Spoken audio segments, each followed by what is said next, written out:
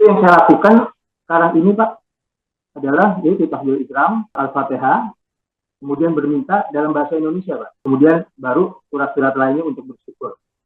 Terakhirnya adalah tahiyat al-akhir. Apakah itu dibenarkan gitu? Doa-doa yang ditambahkan dalam bentuk bahasa Indonesia. Nah, secara fikih itu disepakati supaya tidak menggunakan bahasa masing-masing. Ya, yang menjadi rukun itu dalam bahasa yang memang sudah disepakati.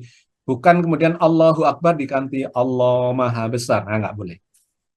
Al-Fatihah kemudian dibaca terjemahannya saja, nggak boleh. Itu yang disepakati sebagai bentuk atau koridor fikih bahwa itulah yang disebut sholat yang meniru apa yang dilakukan oleh Nabi.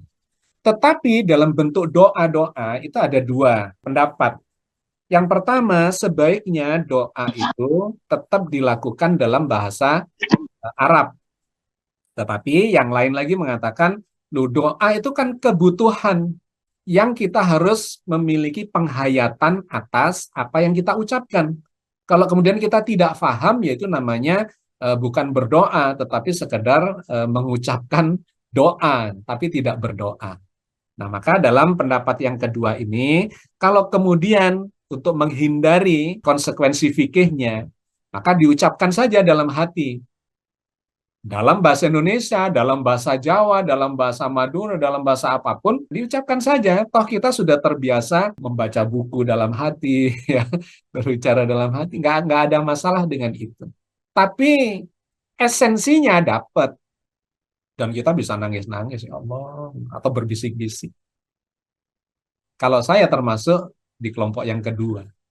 Sampaikan saja curhatnya. Bahkan kadang-kadang tanpa kata-kata kita sudah nangis kok gitu. Ya, atau dalam kata-kata, dalam pikiran kita, dalam hati kita, dalam perasaan. Tapi itu harus dilakukan di dalam sholat, karena memang fungsi sholat adalah untuk curhat kepada Allah.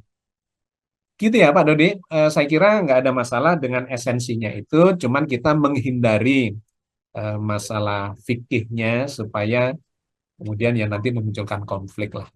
Tetapi secara pribadi sesungguhnya monggo. Dengan Allah itu adalah interaksi yang sifatnya sangat pribadi.